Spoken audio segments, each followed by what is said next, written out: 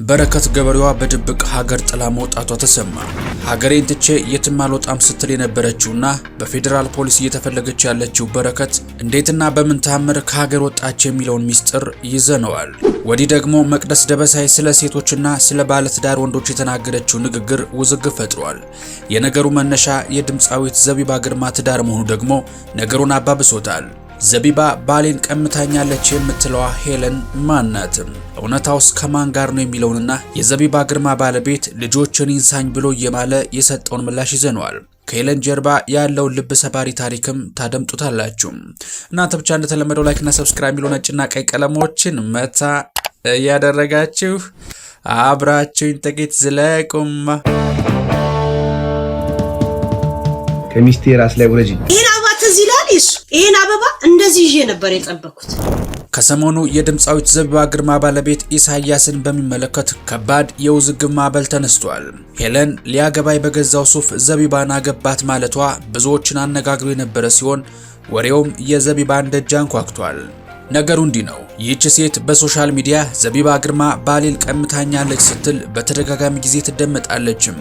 ኢሳያስ የተባለው የድምፃዊት ዘቢባ ባል ወደ ኢትዮጵያ ከመምጣቱ በፊት የኔ ሰው ነበር፣ ልንጋባ ተማምለን ሱፍ ገዝቼ ቬሎም ሸምተን ድንገት ጥሎኛ ሀገር ቤት ገብቶ ዘቢባን አገባ ትለናለችም።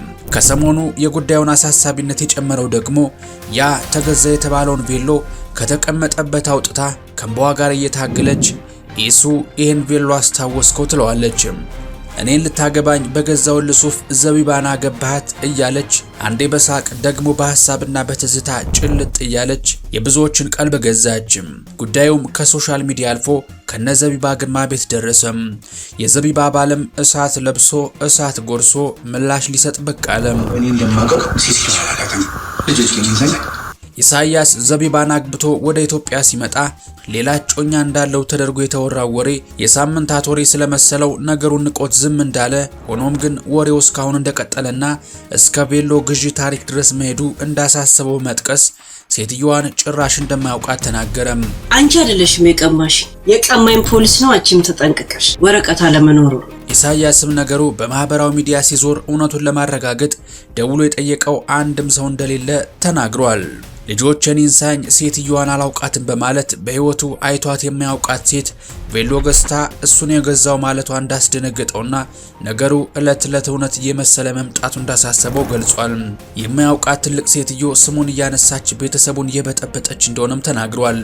ኢሳያስ ሴትዮዋን እንደማያውቃት በመግለጽ ከዘቢባ ጋር የግል ጠብ ወይም ምቀኝነት ኑሮባት ይሁን ይህን ሁሉ ነገር የምታደርገው ምንም የሚያውቀው ነገር እንደሌለ ጠቅሶም ያለ መረጃ የሚወራ ወሬ ትክክል አለመሆኑንና ቤተሰቡን እየረበሸ እንደሆነም ተናግሯል። ሄለን ግን አሁንም የወጋ ቢረሳ የተወጋ ይረሳም እያለች የለም እሱ እየዋሸ ነው አለችም። ብዙዎች ደግሞ ይሄንን የኢሳያስን ንግግር ከሰሙ በኋላ አንዳንድ ሴቶች ባለትዳር ወንዶችን አጥብቀው ይወዳሉ፣ ምናልባትም እሷ እንደዛ አይነት ሰው ሆና እንዳይሆን በሚል ትዝብታቸውን ሲያስቀምጡ መቅደስ ደበሳይ ይሄን ጉዳይ ቀበል አድርጋ በድፍረት እንዲህ ተናግራለችም። ወንድ እኮ የሚወደደው ካገባ በኋላ ነው። ያገባ ሰውን ወደድኩ የሚሉ ሰዎች በስተዋል። ያገባ ሰውን ወደድኩ የሚሉ ሰዎች በስተዋል። ወንድ እኮ የሚወደደው ካገባ በኋላ ነው ያለችው መቅደስ ደበሳይ ሐሳቧን የተጋሯትና ልክ ነሽ፣ ወንድ ልጅ ካገባ በኋላ በሴት አይን ተፈላጊነቱ ይጎላል፣ ምን አይነት የከፋ ጊዜ ላይ ደረስን የሚሉና ያገቡ ሴቶች ለትዳራቸው ስጋት እንደሆነባቸው ጭምርም ሐሳባቸውን ገልጸዋል። ታዲያ የሄለንና ኢሳያስ ጉዳይ የዚህ አይነት ፈተና ገጥሞት ይሆን? በነገራችን ላይ ይህቺ ሄለን በሚል በሶሻል ሚዲያ የምናውቃት ሴት ስለ ዘቢባና ስለ ኢሳያስ ማውራት የጀመረችው አሁን አለያም ሰሞኑን አይደለም። ከብዙ ወራቶች በፊትም ኢሳያስ ወደ ኢትዮጵያ ከመምጣቱ በፊት የኔ ፍቅረኛ ነው ስትል በተደጋጋሚና በእርግጠኝነት ስትናገር ብዙዎች ያውቋታል። ለዚህም ነው ብዙዎች ነገሩ ውሸት ነው ብለው ለመቀበል የከበዳቸው። አንዲት ሴት ይህን ያክል ጊዜ ስለ አንድ ሰው ልታወራ የምትችለው የሆነ ነገር ቢኖራት ነው የሚሉ ወገኖችም በርከት ያሉት ለዚህ ነው። ታዲያ ሄለን በሶሻል ሚዲያ ላይ ነገሮችን የምትገልጽበት ሁኔታ ለብዙዎች አስቂኝ ቢሆንም ይህች ሴት ያሳለፈችው የኋላ ታሪክ ለአእምሮ የከበደ ሀቅም አላትም። ሄለን ከዓመታት በፊት ሀበሻ ባል ነበራትም። እናም ባለቤቷን በሞት ተነጥቃ ብቻዋን ለመኖር ተገዳለችም። አሳዛኙ ታሪክ ግን አይደለም። በውጭ ሀገር ለመቃብር ኪራይ በየጊዜው የሚከፈል ገንዘብ መክፈል ስላልቻለች ሄለን የባለቤቷን አስክሬን ቆፍራ አውጥታ ለማቃጠል ተወስናለች። ወስናም አልቀረችም፣ አደረገችው።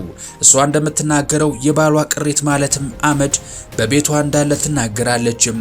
ብዙዎች ይህን ታሪኳን ከሰሙ በኋላ ምናልባት ይህች ሴት አእምሮዋ ጤነኛ ስለመሆኑ አለያም ያለፈችበት ይሄ ህይወት ስንክሳር ጤናዋ ላይ ጠባሳ ጥሎባት ሳያልፍ አልቀረም የሚሉ ሀሳቦች እንዲደመጡ ምክንያት ሆኗል። እናንተስ የምንወዳችሁ በዚህ ጉዳይ እውነት ከማን ጎን ያለች ይመስላችኋል? ይህችን ሴት ፈጽሞ አላውቃትም ከሚለው ከኢሳያስ ጎን ወይስ ሙሽራ የቀረ ብላ ለዘመናት የተቀመጠ ቤሏን አውጥታ የፍቅር ትዝታዋን በጥልቅ ስሜት ከምትተርከው ከሄለን ጎን? ወይንስ ሄለን የባሏ ሞት በጤናዋ ላይ የማይሽር ጠባሳ ፈጥሮባት ይሆን እንዲህ እንድትሆን ያደረጋት? ሀሳባችሁ እንደተለመደው በነጻነትና በጨዋነት ኮሜንት ላይ ብትጽፉልን ይደርሰናል። ወዲህ ደግሞ ስለ በረከት ገበሬው የተሰማውን ጉድ እናውጋችሁ። በአንድ ወቅት የኢትዮጵያ ሴት ነጋዴዎች ማህበር ፕሬዝዳንቱን የተመረጠችውና በዘመናዊ የግብርና ስራ የጥንካሬ ምልክት ተደርጋ ትታይ የነበረችው በረከት ገበሬዋ ዛሬ ስሟ በትጋት ፋንታ በከባድ ወንጀል መጠራት ከጀመረ ሰነባብቷል። በአንድ ወቅት ለጠቅላይ ሚኒስትሩ የነበራትን ጥልቅ ድጋፍ ለመግለጽ ፈጣሪ ከኔ እድሜ ቀንሶ ለሳቸው ይስጥልኝ እስከ ማለት የደረሰች የመንግስት ድጋፍ የነበረችው በረከት አሁን ግን ፌዴራል ፖሊስ በነፍስ የሚፈልጋት ተጠርጣሪ ሆናለች። በረከት ገበሬዋ የተከሰሰችባቸው ወንጀሎች ያልተጠበቁና አጀብ ያስባሉ ናቸው። ከነዚህም መካከል የወርቅ ዝርፊያ፣ በህገወጥ የሰዎች ዝውውርና የሀገሪቱን ነዳጅ መሰወር የሚሉ ዋነኞቹ ናቸው። ከነዚህ በተጨማሪም የመንግስትን የደህንነትና የመከላከያ መስሪያ ቤቶችን ስም በመጠቀም በህገወጥ መንገድ የግል ጥቅሟን ለማሳደድ ሞክራለች የሚሉ ክሶችም ቀርበውባታል። ይህን ተከትሎ ከሹማምንት ጋር ቅርርብ በመፍጠርና የደህንነት አባል ነኝ በሚል ስም ሰዎችን ማጭበርበሯን ፖሊስ ሲጠቅስ ጠቅላይ ሚኒስትሩ ከኛ ጋር ፎቶ ስለተነሳችሁና ከኛ ጋር ስለታያችሁ ወንጀላችሁን አይተን አናልፍም ሲሉ የተናገሩት ንግግር በረከት ገበሬዋን ብቻ ሳይሆን እነ ካሙዙ ካሳን፣ እነ መንሱር ጀማልንና ሌሎችም ለቤተ መንግስት ቅርብ መስሎ የታዩ ግለሰቦችን ያስታወሰ ንግግር ሆኗል። ባለሀብቶች ከኛ ጋር በመታየት ከኛ ጋር ፎቶ በመነሳት መሬት የሚያጭበረብሩ አሉ። ይህን የምታደርጉ ባለሀብቶች እናንተን ከመቅጣት ወደ ኋላ እንደማንል። በረከት ለጠቅላዩ ነፍሴ ልስጥ ብትልም ከቢሮዋ አናት ላይ ፎቶአቸውን ብትሰቅልም አብራ ፎቶ ብትነሳና ፓርላማ ላይ ንግግር ብታደርግም ግን ዛሬ ያ ሁሉ ታሪክ ሆኖ በእነዚህ ተደራራቢ የሙስናና የወንጀል ክሶች በህግ ጥላ ስር እንድትውል በከፍተኛ ሁኔታ እየተፈለገች እንደሆነ ፖሊስ ሲገልጽ በረከት ሆዬ በማስዋ ላይ ፈልሰስ ብላ ተኝታ ፎቶ ከማጋራቱ አልፎ ምሽት ላይ በነበራት የላይቭ ስርጭት እዚሁ ኢትዮጵያ ነኝ ያለሁት ከሀገሬ የትም አልሸሽም ስትል ብትደመጥም ግን ትላንት ምሽት በተሰማ መረጃ በረከት ገበሬዋ ከሀገር እንደወጣች ኢትዮሊድ ዘግቦታል። በፌዴራል ፖሊስና በበረከት ገበሬዋ መካከል ያለው ሚስጥራዊ ጨዋታ ምንድነው? አንዳች ልክ ያልሆነ ነገር እንዳለ ግልጽ ነው።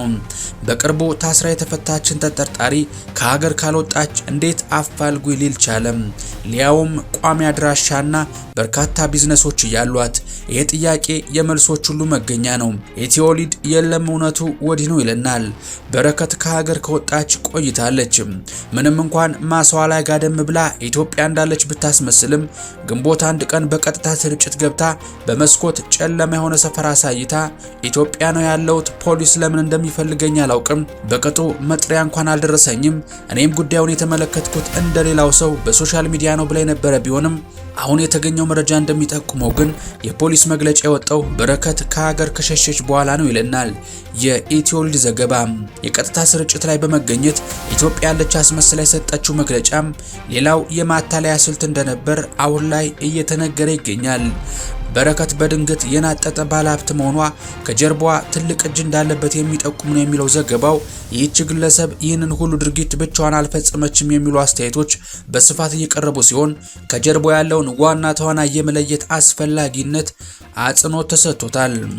ለምኜ ሳይሆን ለፍቼ ነው ራሴን የቀየርኩት ያለችው በረከት አሁን ግን በደረሰብኝ በደልና እንግልት የተነሳ በኢትዮጵያ ተስፋ ቆርጫለሁ ስትል መናገሯም ይታወሳል።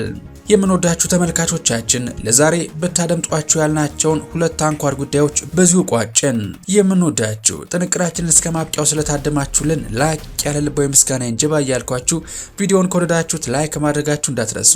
እንደዚህ ያሉ ወቅታዊና ትኩስ መረጃዎች በፍጥነት እንዲደርሷችሁ ደግሞ ኢትዮ ትሩዝን ሰብስክራይብ በማድረግ ቤተሰብ እንድትሆኑ እየጋበዝኳችሁ በቀጣይ ቪዲዮ እስከምንገናኝ ሰላማችሁ ብዝት ይበልልኝ። ቸር ቆዩልኝ።